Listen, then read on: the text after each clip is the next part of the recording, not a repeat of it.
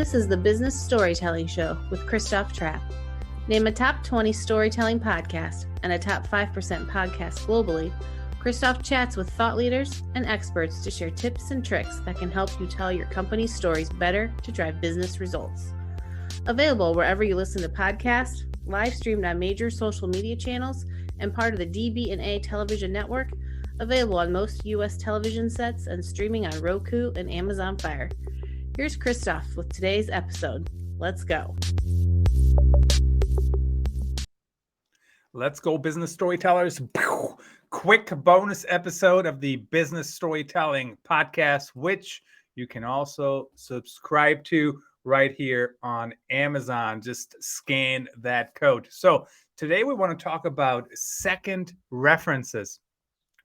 And you know, what's a second reference, right? So if you have an article, you write a blog post, whatever it might be, maybe even a news release on your website, your company website, and the first reference of anybody quoted is super simple, right? Because all you really do is it's first name, last name, and then their title. Maybe you link to them, but at the end of the day, pretty simple. Christoph Trapp, content consultant, whatever, right? Company name, something like that. That's pretty simple. But then what about the second reference when you quote them again? And that, that comes back to your style. In journalism, what we would do, we would use the last name. So Trapp. So second reference, Trapp said. I personally find that like nobody calls me Trapp. Nobody has called me Trapp in decades, right? Once I stopped playing football. But at the end of the day, that's the style. The other option that you have is just use their first name. I find that way more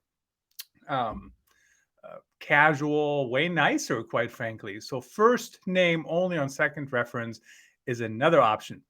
Another option I think that's becoming less and less. In fact, the Wall Street Journal just stopped using courtesy titles. And that's certainly something I think worth considering. Not to use courtesy titles, but some of those newspapers would say Mr. Trapp on the second reference. If somebody is a doctor, they might say doctor, whatever. Then, of course, you have the whole debate over, is doctor only for MDs, medical doctors, or is that for any PhD? They also, so they would use that, but that's becoming less and less common. I think that's a good idea. I think it's way too formal. I think it really clutters up the writing. I personally like just using the first name of the person on second reference.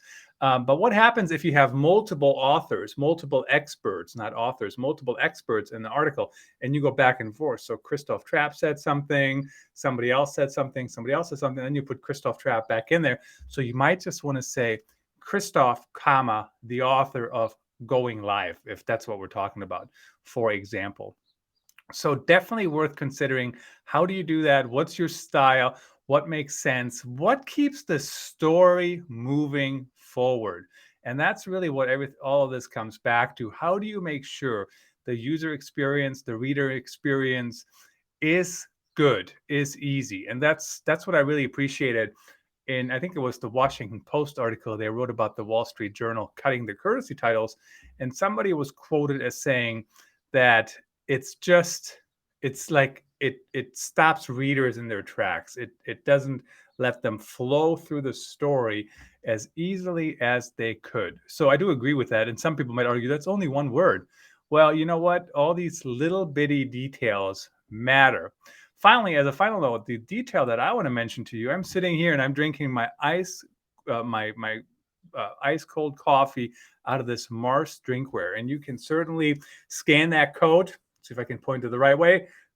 Scan that code right there, available on Amazon. So what I do is I make this coffee hot and then I put it in here with ice if I drink it right then, or I just put it in this drinkware and drink it tomorrow. So definitely would recommend this product. And also what else I would recommend is to make sure you have the right style, make sure you know what you prefer, what works for your audience, and go from there. I'm Christoph Trapp, the host of the Business Storytelling Show. Nice to see you. Thanks for tuning in. Until next time. That's a wrap. Thanks for tuning in. Please rate and review our show on your favorite podcast channels. And don't forget to share this episode with your networks. We appreciate you. Until next time, let the best stories win.